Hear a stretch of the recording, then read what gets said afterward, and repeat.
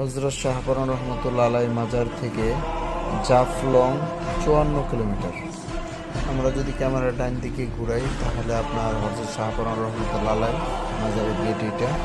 আলহামদুলিল্লাহ, আমরা সকাল সকাল হযরত শাহজালাল রহমতুল্লাহ আলাই মাজার এবং হযরত শাহপরান রহমতুল্লাহ আলাইয়ের মাজার জিয়ারত করে দুইটা গাড়ি বাস একত্রিত করে এখনই আমরা রওনা হব সকালের নাস্তা খাইতে চা বাগান। ইনশাআল্লাহ একটু পরে আমরা চা বাগান চলে যাব। আলহামদুলিল্লাহ, আমরা চা বাগান চলে আসছি। এখন আমরা সকালের নাস্তা খাবো।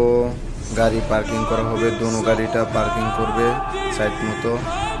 খাবার নামাইতেছে গাড়ি থেকে, দোনো গাড়ি থেকে শিক্ষক এবং ছাত্রবৃন্দ নামতেছে এবং কমিটি। এই যে আমাদের হাফেজ মাওলানা দেলোয়ার সাহেব এবং আমাদের হাফেজ মাওলানা মাহমুদ সাহেব হুজুর এবং আরেকজন হাফেজ সাহেব ইব্রাহিম শাহ হুজুর, সব হুজুররা একসাথে নামতেছে। কারি শাহ হুজুর গাড়ি থেকে খানা নামানো হচ্ছে। খানা নামানো হলেই ইনশাল্লাহ সবাই একসাথে খাবো। খানার আইটেম হলো আমাদের বুনা খিচুড়ি আর হইছে ডিম বুনা। সবুজ চা বাগান ঢেউ খেলে যায়, পাতার গন্ধে মন হারায়, শান্তির কোলে গল্প ভুনে, স্বপ্ন জড়ায় হাওয়ার ছোঁয়ায়। আলহামদুলিল্লাহ, আসলেই মনোমুগ্ধকর দৃশ্য, দেখতে অনেক ভালো লাগতেছে। আচ্ছা, যাই হোক, আমাদের এবার খাবারের পালা।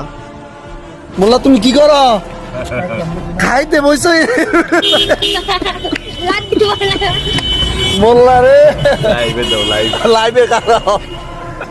বিএমপি নেতা উঠতে বসে রাস্তা খাইতে।